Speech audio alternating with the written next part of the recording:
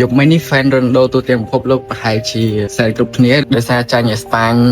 1-0មូលហេតុដែលខ្ញុំនិយាយគឺដោយសារតែពេលដែលខ្ញុំនៅវិទ្យាល័យគឺខ្ញុំឃើញវីដេអូមួយដែលគេនិយាយពី Ronaldo គាត់គឺជាក្មេងប្រុសម្នាក់ដែលតស៊ូមែនទែនគាត់កើតនៅគ្រួសារដែលក្រីក្រហើយត្រូវដើរបោះសម្រាមគេជាមួយនឹងម៉ាក់របស់គាត់ហើយនៅឆ្ងាយពីទីក្រុងទៀតនៅតំបន់ដាច់ស្រយាលហើយពេលដែលគាត់នៅតូចហ្នឹងគឺគាត់មានរបួសហើយវះកាត់ទៅអីទៀតប៉ុន្តែគាត់នៅតែមិនបោះបង់ទោះបីជាគាត់កើតមកមិនមានគាត់ជាអ្នកអត់អ្នកក្រប៉ុន្តែគាត់នៅតែតស៊ូនៅតែខំប្រឹងរហូតដល់គាត់ខ្លាចជាកីឡាករដែលមានលុយរាប់រយលានជាកីឡាករដែលមានកេរ្តិ៍ឈ្មោះទូទាំងពិភពលោកអញ្ចឹងវាធ្វើឲ្យខ្ញុំគិតថាវាសនាគឺយើងខ្លួនឯងជាអ្នកកែប្រែវាបានបើសិនជាយើងកើតមកអត់មិនមែនមានន័យថាយើងនឹងអត់រហូតទេបើសិនជាយើងខំប្រឹងជំនះហើយតស៊ូមិនបោះបង់ដូចគាត់ទោះបីជាឥឡូវគាត់មានវ័យរហូតដល់40ជាងមែនប៉ុន្តែគាត់នៅតែមានមហិច្ឆតាគាត់នៅតែមានបេះដូងធំហើយគាត់នៅតែមានភាពតស៊ូអត់ធ្មត់ហើយវិន័យគឺពោះមែនទែន